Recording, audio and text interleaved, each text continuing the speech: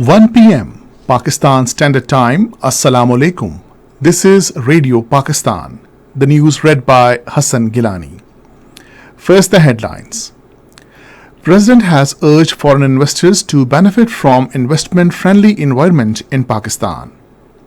Pakistan and European Union have vowed to jointly combat terrorism through increased cooperation. Passing out parade of the cadets belonging to various courses was held at Pakistan Military Academy in Kabul today. Pakistan will take on New Zealand in the second one-day international of 5-match series in Rawalpindi today. And now the news in detail. President Dr. Arif Alvi has urged foreign investors to benefit from the investment-friendly environment in Pakistan. Talking to a delegation of a Chinese company in Islamabad, he said, development of information technology sector is one of the major priorities of Pakistan. The president said the foreign entrepreneurs need to invest in the important sector, which has immense potential to grow. He said the Special Technology Zones Authority offers various incentives, including a 10-year tax exemption for the enterprises, and the Chinese IT companies should capitalize on these opportunities. The CEO of the Chinese company briefed the president about the role of his company in providing various IT services and industry solutions.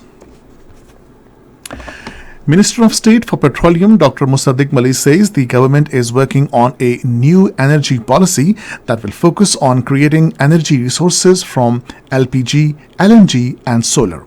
Speaking at a news conference in Islamabad, he said the policy will help to promote energy conservation and ensure sustainable development.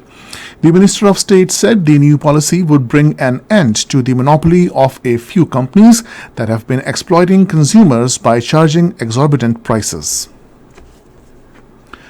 Pakistan and the European Union have strongly condemned terrorism in all its forms and manifestations and vowed to jointly combat this menace through increased cooperation. The understanding was reached during the EU-Pakistan Counterterrorism Dialogue in Brussels, which discussed counterterrorism cooperation under the framework of 2019 Strategic Engagement Plan. The two sides agreed to increase cooperation on prevention and countering of violent extremism, offline and online radicalization, and combating terrorism financing. They also discussed counter-terrorism cooperation in multilateral fora such as the United Nations and the Global Counter-Terrorism Forum. Views were also exchanged on regional and global challenges, including the wider security implications of the situation in Afghanistan. Passing out parade of cadets of the 147th PMA Long Course was held at the Pakistan Military Academy in Kabul today. According to ISPR, cadets from 13th Mujahid Course, 66th Integrated Course, 6th Basic Military Training Course and 21st Lady Cadet Course also passed out today. Cadets from Palestine, Bahrain, Iraq, Qatar and Sri Lanka were also among those who passed out today. Army Chief General Syed Asim Munir was the chief guest on the occasion. He reviewed the parade and gave awards to distinguished cadets. Academy Senior Under Officer Abdullah bin Tariq was awarded the Sword of Honor, whereas Battalion Senior Under Officer Ali Amir received President's Gold Medal. Army Chief congratulated the passing out cadets and their parents on the successful completion of their training. A third batch of 97 Pakistani nationals from Port Sudan arrived at Jinnah International Airport, Karachi from Jeddah via C-130 aircraft of the Pakistan Air Force. This was informed by Foreign Office spokesperson Mumtaz Zahra Baloch in a tweet today. She said the government of Pakistan will continue to facilitate the safe return of Pakistanis stranded in Sudan. In Indian illegally occupied Jammu and Kashmir, India has raised all Hindu militia village defence guards, previously known as village defence committees in the Jammu region, to terrorize the local Muslims and suppress the Kashmiris' ongoing freedom movement. The members of this dreaded militia have martyred hundreds of Muslims in the Jammu region in the past, particularly after 1989 when the Kashmiri people intensified their freedom struggle.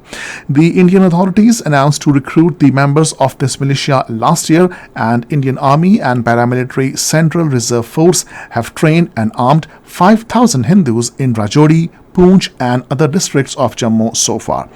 The Hindu militia is in addition to the nearly 1 million Indian troops permanently stationed across IIOJK to suppress the Kashmiri struggle for securing their right to self-determination.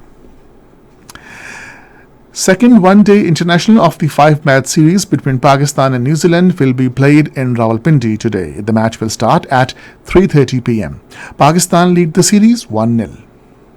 And this is the end of the news. For more news and analysis, log on to our website radio.gov.bk and also watch live video streaming of our bulletins on the link facebook.com/Radio Pakistan News Official.